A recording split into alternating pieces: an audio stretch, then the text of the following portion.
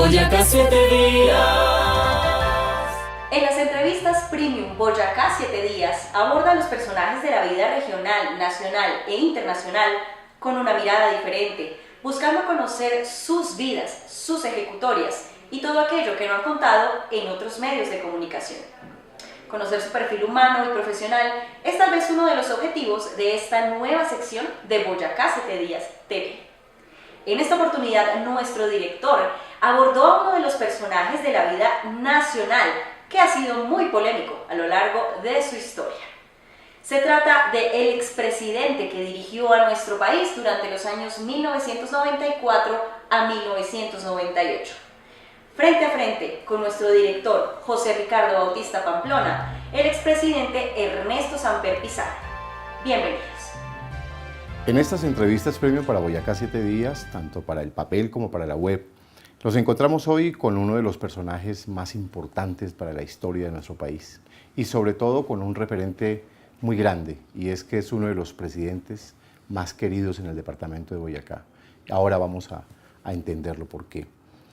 Un hombre que en su vida entera le ha entregado a Colombia su sapiencia, su conocimiento, su experiencia, y sigue siendo como ese faro de todos los colombianos tras las sombras ahora de los presidentes, pero siempre su consejo sabio, siempre su entendimiento de este país. Señor presidente, muchas gracias por estar con Boyacá 7 días y gracias por estar con nosotros esta tarde compartiendo con todos los boyacenses, tanto en Boyacá, Colombia y en el mundo. Muchas gracias, Ricardo, muy complacido de tener este ratico de recordarme uno de mis departamentos favoritos que ha sido siempre Boyacá. Hay tantas cosas que hablar con usted, señor presidente, pero los televidentes, sobre todo los jóvenes, los niños, deben saber de personajes como usted. Y esa es una labor que nosotros con el periódico, un periódico de una trascendencia de más de 25 años, estamos haciendo en este momento. Que los niños conozcan a personajes como usted y los jóvenes especialmente. Por eso esta pregunta, ¿cómo pudiéramos referenciar la infancia de Ernesto Samper Pizarro?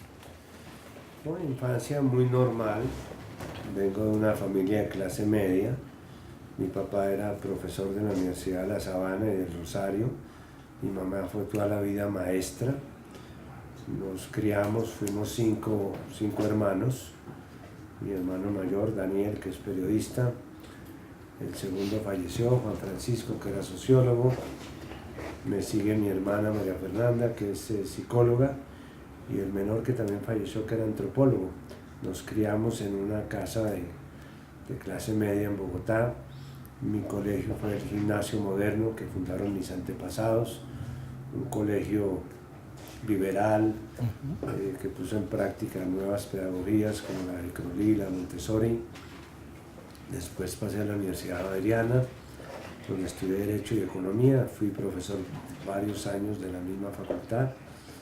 Y luego comenzó mi carrera inicialmente en el Banco Colombia, allí salté a la Asociación Nacional de Instituciones Financieras, trabajé con Belisario Betancur, recién fallecido, y luego me picó el gusanito de la política y coordiné la campaña, la segunda campaña del expresidente Alfonso López, sin muchos buenos resultados, pero seguí, fui concejal de Bogotá, diputado con Cundinamarca, senador, ministro de Desarrollo, embajador en España, y volví a la presidencia y ahora estoy dedicado a la difícil condición de ser un buen expresidente. Que además es un extraordinario expresidente porque ha sabido mantener esa cordura, pero también ha sabido dar esos consejos que todo expresidente debe dar, ¿no? a los presidentes. Y yo mismo, yo soy un coleccionista de buenos consejos. Por ejemplo, el consejo que me dio el presidente Turbay Ayala, haga como los aviadores si quiere triunfar en política, vuele alto y no mire hacia abajo. O el presidente López, que me dijo, le voy a dar un consejo, no pida consejos. No, y es que personas como usted hacen recomendaciones y no dan consejos. qué le marcó en su juventud para haberse inclinado por el Partido Liberal? ¿O tuvo mucho que ver el gimnasio moderno? Sí, digamos que tuvo mucho que ver la familia, toda la familia ha sido liberal, algunos de ellos inclusive masones, y me atrajo la gente. Yo diría que mi color político ha sido el sitio donde he podido ayudarle a la gente. En el colegio estaba metido en la Cruz Roja Infantil, en la Cruz Roja Juvenil, en los Boy Scouts, preparaba niños para la primera comunión, fundé un movimiento de comprensión internacional. Siempre me ha gustado el tema de estar con la gente. ¿Y la militancia en el Partido Liberal? La militancia en el Partido Liberal fue completa, pues dirigí la campaña del presidente López, ahí me inicié, luego fui, como ya ocupé varios cargos, como ya le contaba, y no me he salido porque, como hablábamos con Horacio Serpa el otro día, pues uno ya está como muy entradito en años para cambiar de mujer, de equipo de fútbol o de partido político.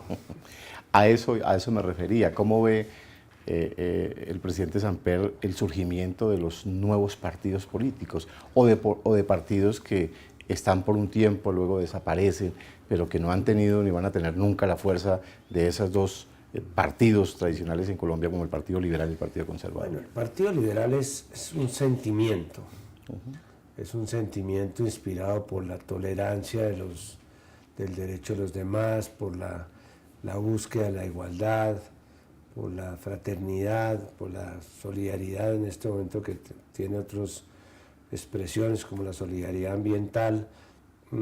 Yo creo que esos son los principios. Ahora lo demás es el tema de la maquinaria y la composición de los cuadros y todo eso, que ese tema me aburre ya más un poco. Yo sigo siendo un liberal de izquierda. Creo que el Partido Liberal se equivocó de nombre. En realidad, hoy día el Partido Liberal debería ser un partido socialista. Y de hecho estamos en la Internacional Socialista, donde están todos los partidos socialdemócratas del mundo. De tal manera que esa era nuestra tribu, pero como traíamos el tema liberal desde la época de los radicales del siglo XIX, pues nos quedamos con eso y no somos liberales a la europea, porque son los neoliberales para nosotros. Somos liberales en el sentido político de la palabra, que es defender los derechos. Y del expresidente López, habiendo estado tanto tiempo con él, manejando su campaña como lo estuvo haciendo, ¿qué le quedó de él? Tuvo que haber sido muchas cosas, pero algo que le haya marcado del expresidente. Él era un pragmático de la política, pero eso no le impedía ser un gran estadista. Tenía una capacidad de ver sitios y momentos que no veíamos los demás, que era lo que la gente decía cuando López habla, el país tiembla. Él no decía descubrimientos extraordinarios, él lo que decía era cosas que resultaban de un sentido común aplastante. Por ejemplo, cuando a las 5 de la tarde, cuando había pasado la campaña y las cosas no pintaban bien, yo le dije: tranquilo, presidente, estamos haciendo en estos momentos unos sondeos en boca de uno, vamos a hacer unas proyecciones, yo creo que a las 8 de la noche podemos tener ya un dato. Y me dijo: bueno, mientras que llegan sus proyecciones, consígame los datos de qué pasó en Cúcuta, en Sogamoso y en Girardot. Le traje los datos y me dijo: no haga más proyecciones, perdimos. Tenía sabía que eran fortines liberales. Sí. Y si ahí nos había ido mal, nos iba a ir mal en todo el país. ¿Qué referencia tiene de esa Plaza Roja que acaba de mencionar, llamada la Plaza Roja de Sogamoso? Bueno, tengo recuerdos muy bonitos. Allí compartimos tribuna con Luis Carlos Galán. Nosotros alcanzamos a hacer una alianza para la consulta y a salir juntos. Estuvimos en Cúcuta, por supuesto en Bogotá. Y recuerdo con especial cariño que estuvimos en Sogamoso.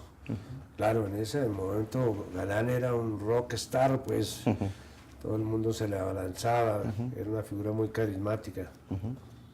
Pero ese es un recuerdo que tengo, digamos, de esa Plaza Roja, que espero que siga siendo roja. Ya no es tan roja. Ya no es tan roja, ya está un poco más un poco morada. Descolorida. Y la presencia suya en el departamento de Boyacá fue muy importante, presidente, muy importante. Todos nos acordamos de sus obras, nos acordamos del especial cariño que tuvo con el departamento de Boyacá. ¿Por qué Boyacá en su corazón? ¿Por qué Boyacá en sus entrañas? Mire, yo creo que la primera vez que viajé al extranjero, como bogotano, fue a Boyacá.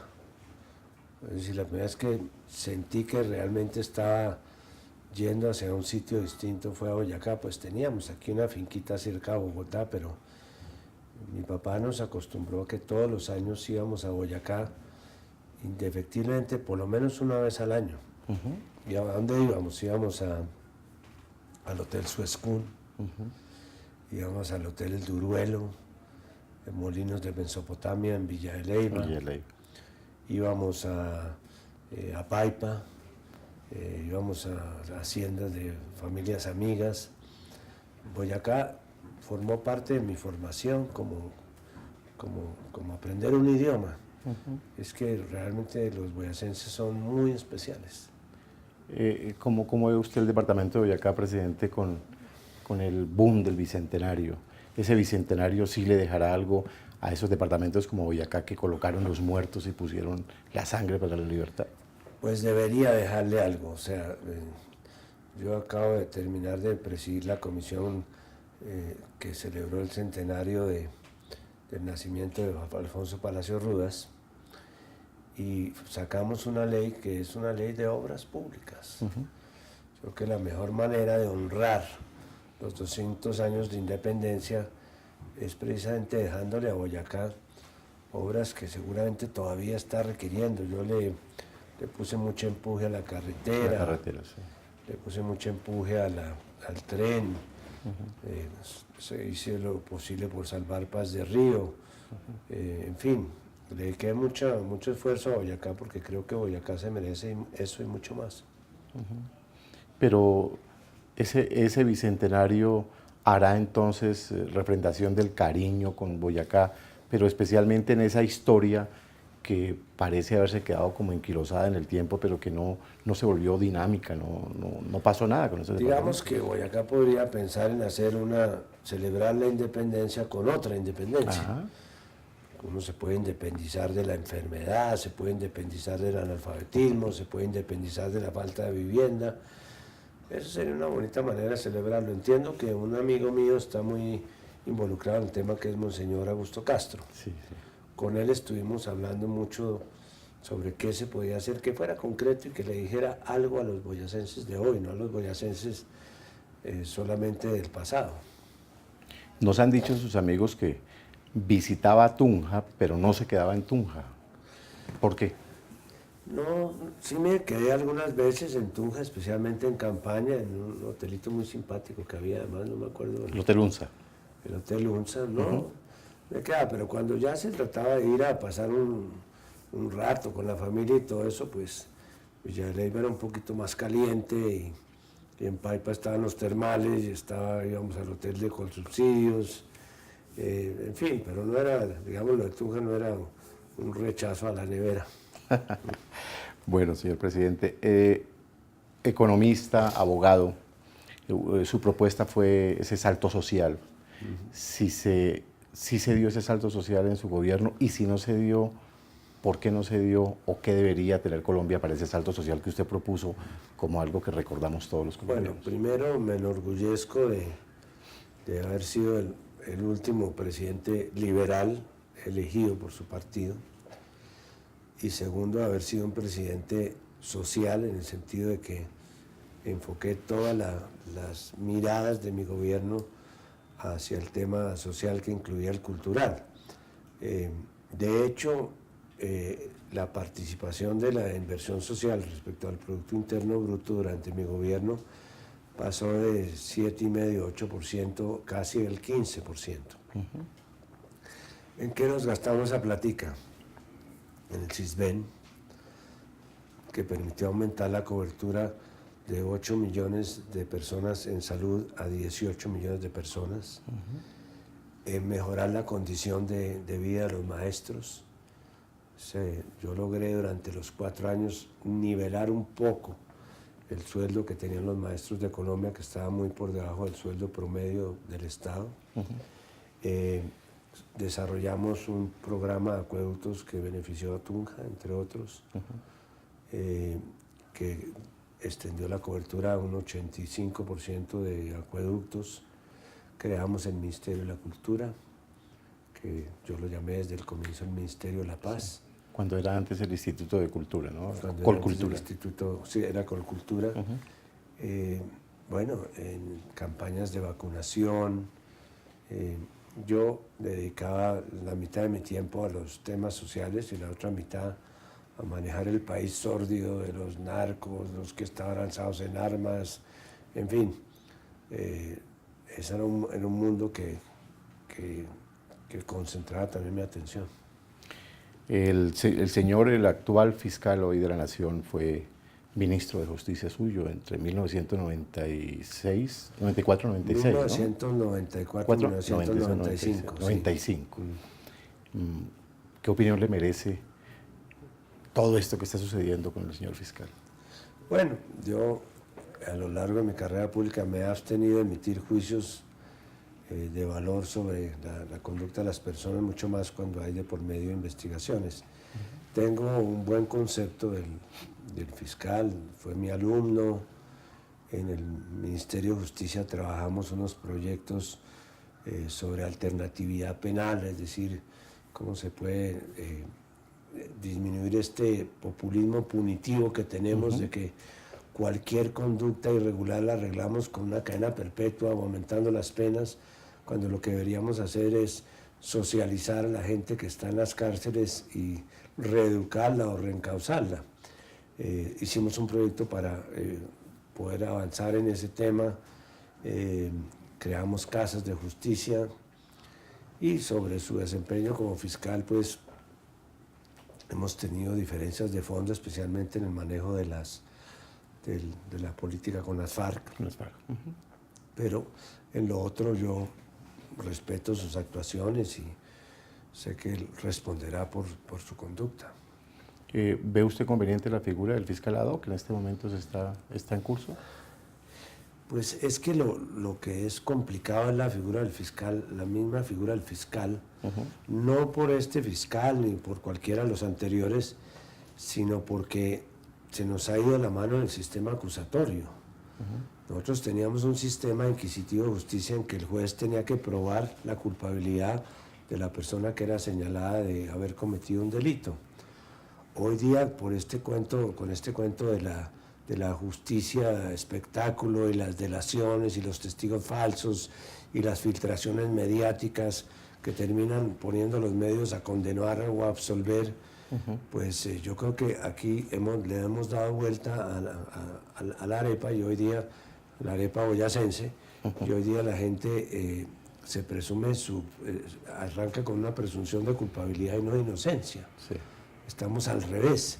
Yo creo que esa fiscalía con ese poder acusatorio no es buena para el país, porque de alguna manera se desconoce un principio universal que es el debido proceso. El derecho que tiene una persona a ser juzgada en la intimidad, a controvertir la prueba, a que se falle y tenga una segunda instancia. Aquí prácticamente lo condenan a uno con un titular. Cierto. Imposible no preguntarle a nuestro presidente Samper cómo ve el inicio, el arranque de este gobierno. Pues antes uno veía más o menos para dónde iba la cosa. Este es el primer presidente en que realmente no sé para dónde vamos. O sea, no lo digo como una crítica, yo creo que él es una persona bien intencionada, me gusta su manera de comunicarse, comunica bien, con seguridad. Entiendo que es una persona que es estudiosa además, pero aquí faltan unas definiciones estratégicas de las cuales va a depender la gobernabilidad del presidente Duque en los próximos años. Como por ejemplo si sigue adelante o no con el proceso de paz. Ese es un tema de fondo para el país y puede representar la diferencia entre una y otra manera de gobernar. Por supuesto no estuve de acuerdo con la reforma tributaria que se presentó. No tenía ningún sentido quitarle plata a los pobres para trasladársela a los ricos. Celebro que hayan enmendado la plana, vamos a ver qué sale de lo que está en el Congreso, pero pienso que hasta el momento no hay elementos para hacer un juicio que a uno le permita siquiera como una insinuación, decir para dónde vamos. Y siendo usted un economista tan versado, que asesoró ya entidades del orden nacional e internacional, ¿cómo ve el futuro de Colombia en los próximos 5, 6, 10 años en la economía, presidente? Colombia tiene una virtud respecto a los demás países de la región y es que tenemos una especie de consenso no escrito sobre el manejo de la política macroeconómica. No hacemos locuras con la macroeconomía. Sean gobiernos de uno o de otro partido, y yo creo que en ese sentido no va a haber sorpresas. Que nos vayamos a una hiperinflación, una tasa de desempleo calamitosa, pero sí creo que hay un problema de modelo implícito que hay que corregir, porque nosotros nos embarcamos en un proceso de apertura en los años 90, descuidamos la base productiva local, le hicimos mucho daño a la agricultura, mucho daño a la pequeña y mediana industria urbana, destruimos las cadenas de valor que se habían logrado como componer, y creo que ese error no lo hemos logrado corregir hasta el momento. El país necesita tener una estrategia productiva, necesita reindustrializarse, necesita separar lo que es el concepto de la agricultura comercial de lo que es la agricultura campesina. No le puedo, a los campesinos como los de Boyacá, que son bastante beligerantes, los campesinos de Boyacá no se pueden manejar hablándoles de aranceles o de insumos químicos. Lo que los campesinos de Boyacá necesitan, como el resto del país, es vías secundarias y terciarias, mecanismos de mercado y infraestructura social y subsidios. No hay que tener miedo a mencionar la palabra subsidios. La agricultura de Estados Unidos es subsidiada. Estados Unidos se gasta $1.000 millones en subsidiar su agricultura, $1.000 millones al día. Eso es una cantidad de dinero.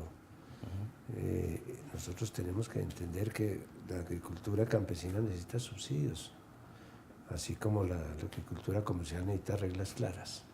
Y siendo usted un estudioso del salto social, de la parte que quiso llegar siempre a las gentes menos favorecidas, ¿cuál cree entonces el presidente Samper que debe ser el salario mínimo de los colombianos para poder vivir dignamente o sobrevivir dignamente? Esa es una muy buena pregunta y muy oportuna. Yo creo que estas son unas negociaciones inútiles, porque ni los sindicatos ni el gobierno saben de dónde arrancan ni dónde terminan. A mí me parece que una manera de orientar la negociación del salario mínimo sería que el salario mínimo alcance por lo menos a cubrir una canasta familiar. Si la canasta familiar cuesta, por ejemplo, 1.600.000 pesos, que es el conjunto de bienes y servicios básicos que necesita un colombiano para tener una vida digna. Y si trabajan en promedio 1,5 personas en cada familia, pues el salario mínimo debería permitir comprar esa canasta. Entonces estaríamos hablando de un salario poco por encima de 1 millón de pesos, que sería combinado con la otra media persona que trabaja, permitiría comprar la canasta. Con eso ya sería una aspiración importante. Y otra consideración es que aquí el 56% de los trabajadores no tienen contrato. Ahí se aprueba el salario mínimo y para ellos no hay automáticamente ninguna forma de revisión de sus ingresos. Habría que pensar también en qué hacer con el sector informal. Y la educación metida dentro de ese tema económico, ¿cómo debería ser entonces para que todos tuvieran acceso a universidades y buenas universidades? Yo en eso estoy totalmente solidario con los estudiantes. Parte de las dificultades que tenemos hoy día en Colombia es que abandonamos la educación pública. No es que no se invierta en la educación pública, pero el concepto de educación pública, que es un factor de movilidad social, que permite que una persona que pase por una universidad sin tener los recursos para pagar una universidad privada pueda tener un reconocimiento laboral como cualquier otro estudiante de una universidad privada, ese concepto se nos olvidó. Yo creo que es válido hacer un reclamo por la educación pública y es uno de los factores fundamentales en el panorama social de Colombia. Y hablando de esas políticas públicas, presidente, usted que creó el Ministerio de Cultura, ¿Cree usted que el ministerio le ha servido a este país para que los artistas tengan no tanto promoción de lo que hacen, sino que haya una verdadera política pública en cuanto al patrimonio material, inmaterial, las expresiones culturales, artísticas? ¿Cómo es el panorama cultural de Colombia habiendo creado el Ministerio de Cultura, presidente? Bueno, el ministerio tenía varios propósitos. El primero, un propósito político, y era que la cultura se pudiera sentar en el Consejo de Ministros. Es decir, el respeto político a la cultura como una actividad fundamental, asociado a la posibilidad de que el Ministerio de Cultura, a través de enseñarnos a vivir con nuestras diferencias, se convirtiera también en un ministerio para la paz. El segundo propósito era, obviamente, la protección de todas las manifestaciones culturales, pero incluidas las industrias culturales, que es lo que ahora el presidente quiere estimular con la economía naranja. Eso también era absolutamente válido. Hay países como Argentina, donde las industrias culturales pesan más del 5% del Producto Interno Bruto. En Colombia no sé si llega al 1%. Entonces, estimular esas industrias, estimular la gestión cultural era fundamental. Y finalmente, pero no menos importante que las anteriores, era reivindicar el papel de los actores culturales, los pintores, los músicos, la gente que trabaja en teatro, los que están haciendo cine. Esos no son cuerpos gloriosos, esos son ciudadanos que requieren un reconocimiento de su trabajo como cualquier otro ciudadano. Entonces lo que hicimos fue diseñar políticas de seguridad social para los actores culturales, hacer reconocimientos a los valores culturales como los cantantes vallenatos. Y avanzamos muchísimo en el reconocimiento del patrimonio material e inmaterial. Hoy día creo que Colombia está a la vanguardia de los países que ha avanzado más en este reconocimiento, y la división de patrimonio del Ministerio de Cultura, que está bajo el mando del doctor Escobar, es un modelo de trabajo bien hecho. Siendo usted tan cercano al vallenato, hablábamos hace unos días con Juan Gosaín y comentábamos sobre toda esta evolución del vallenato, pero el hecho de haberse llegado a posicionar como patrimonio de los colombianos y de la humanidad, ¿qué concepto le merece, presidente? Patrimonio inmaterial. Inmaterial, por supuesto. Pues a mí me parece un buen reconocimiento, porque el patrimonio no es solamente ladrillos. O sí son ladrillos, pero no necesariamente ladrillos de adobe, pueden ser ladrillos como los vallenatos mismos. Y en eso creo que el ritmo vallenato se tomó los países. Hoy día lo que se oye de Colombia en el exterior ya no es la cumbia, sino el vallenato. Y además soy un defensor de todos los géneros del vallenato y de todas las formas de interpretación.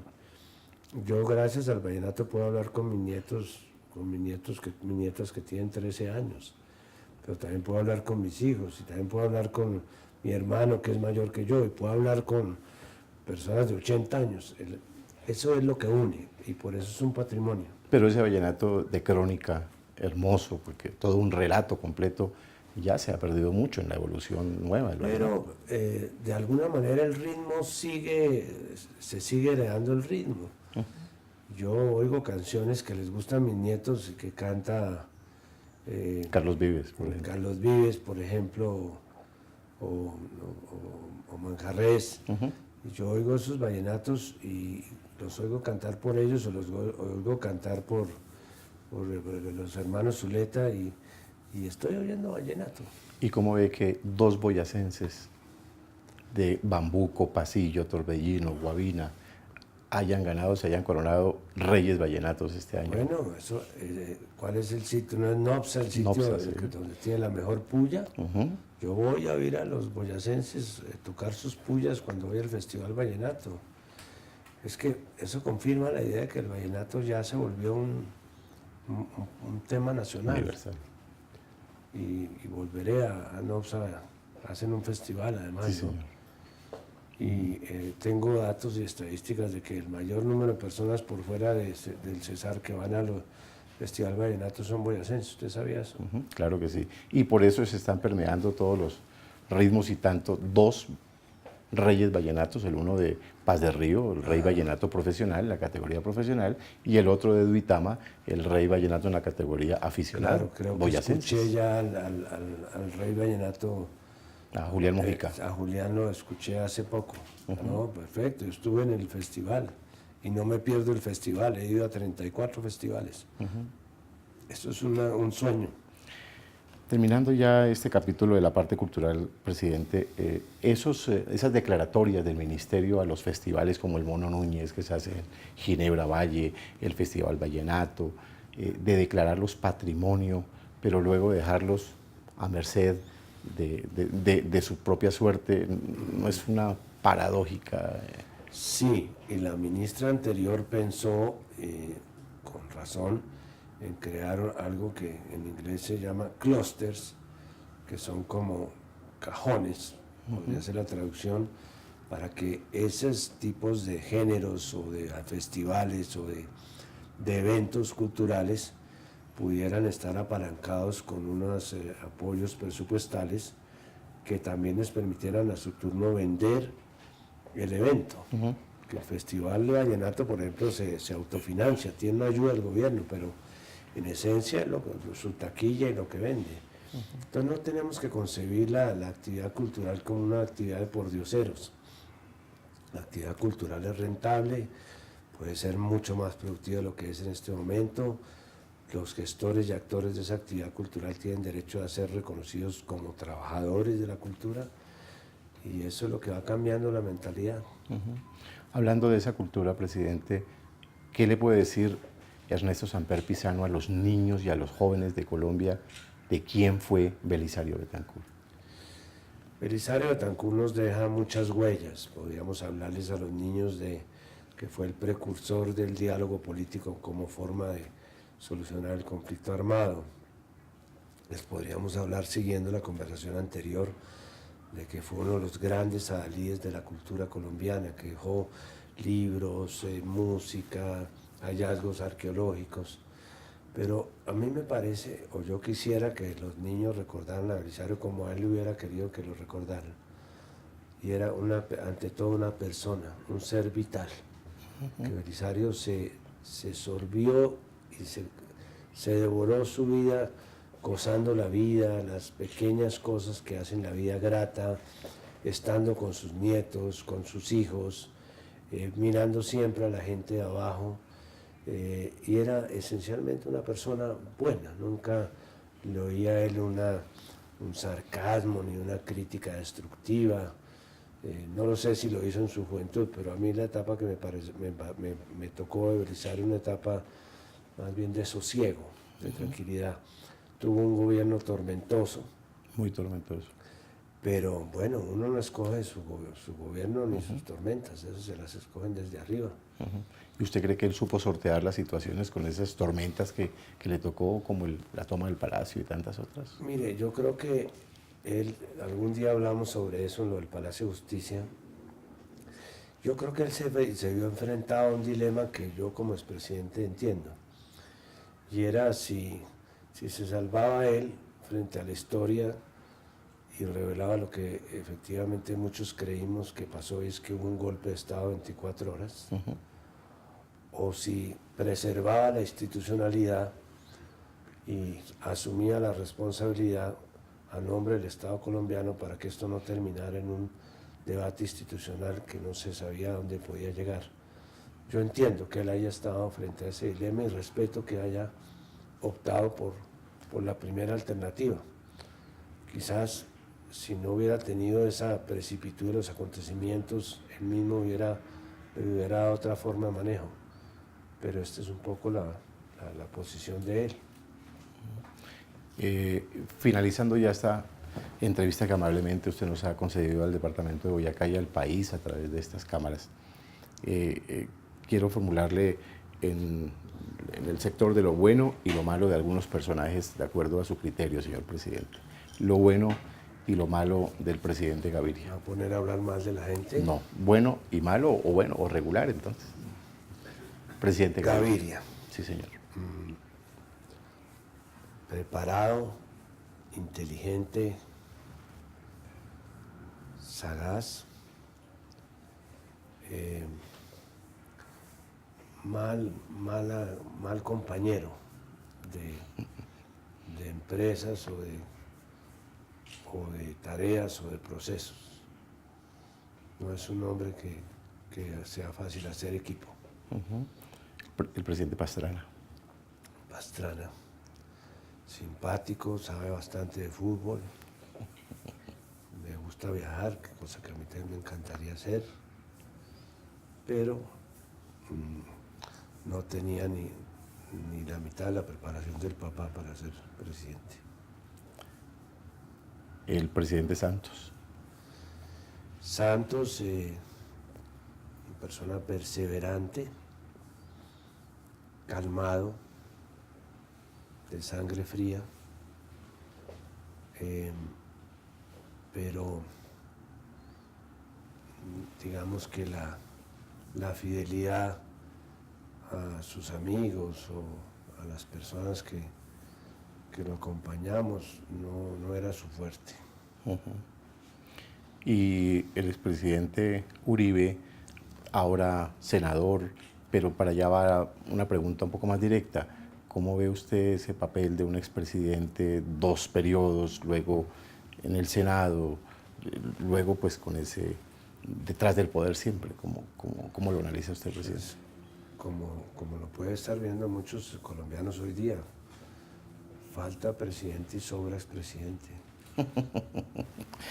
Bueno, presidente, muchas gracias por esta entrevista.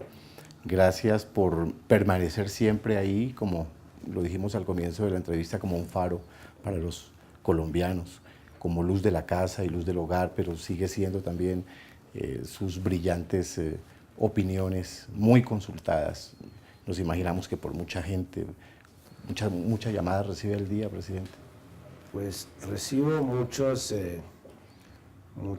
trinos o respuestas a mis trinos, más o menos la mitad me los reparto como enemigos con mi sobrino Daniel y mi hermano Daniel, pero ya hemos venido subiendo, aquí está la persona que maneja los trinos, hemos venido subiendo en reconocimiento.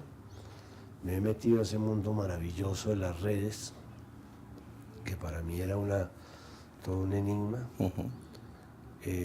Recibo todas las personas que me piden cita, trato de recibirlas, les doy un tiempo necesario para preguntarles cómo están, tal vez no les pueda ayudar tanto como antes, pero sobre todo estoy dedicado a conjugar un verbo que no está todavía en el diccionario de la Real Academia, pero que seguramente estará muy pronto, que es el verbo abuelear. Hacer alcahuete, por supuesto. No, es que abuelo que no es alcahuete es papá. Bueno, presidente, muchas gracias por estar con nosotros. Quisiéramos escuchar de su voz ese mensaje para los boyacenses, ese mensaje para esa tierra que, repetimos, lo recuerda con mucha gratitud. La gratitud de la memoria del corazón, y el boyacense tiene buena memoria y buen corazón. Bueno, primero, si yo quisiera volver a hacer política, me iría rápidamente a la Plaza Bolívar, porque es la región del país donde habla más gente de política y sabe más de política la gente. Plaza Bolívar de Tunja. La Plaza Bolívar de Tunja, sí. Uno, si quiere saber qué está pasando en Afganistán, uno coge al embolador en la Plaza Bolívar de Tunja y él le hace un recuento exacto de cuántos votos tiene cada uno, qué pasó en las últimas elecciones. Creo que es una delicia Boyacá para aprender política. Segundo, los paisajes, eso sí, se siente uno en la mitad de un cuadro donde quiera que se parquee. Y la gente es adorable. Ese es su merced, resume toda una idiosincrasia que lamentablemente se ha perdido en el país, que es el tratamiento amable, la acogida, ser buenos anfitriones. Ojalá no lo pierdan. Y me acuerdo, para hacer la cuña, que hicimos allá el Campeonato Mundial de Ciclismo. Sí, claro que sí. El año 95. 95. La primera vez que me montaba en un carro Transmóvil, no lo vuelvo a hacer, porque era en la parte de la subida. Yo no sé, subimos. Sí. Eran ciclistas que llegaron pues a la ruta del Mundial. A propósito de eso, recuerda todavía, y qué recuerdo queda de Miguel Ángel Bermúdez, del simpático Miguel Ángel Bermúdez. Miguel Ángel es Bermúdez, gobernador yo de tengo Boyacá. de él Prefiero recordarlo no como gobernador, sino como vecino que fue de mi casa, que me pegó la primera pedrada que me han pegado, porque ahí estábamos retosando, jugábamos fútbol juntos, desde entonces era muy simpático y bueno, por ahí lo he visto y hemos hablado también. ¿Cómo es un día suyo como expresidente, pero ya después de haber pasado por UNASUR y todo ese andamiaje también que le tocó hacer con la parte internacional, llegar a su reposo de vida? ¿Cómo No, es? mira, yo estoy muy tranquilo, estoy dedicado a cosas que me producen felicidad, seguramente no me producen ningún dinero, pero estoy metido en el tema de la paz, a ver si este país consolida la paz. Estoy metido en la defensa de la causa suramericana, quizás Latinoamérica.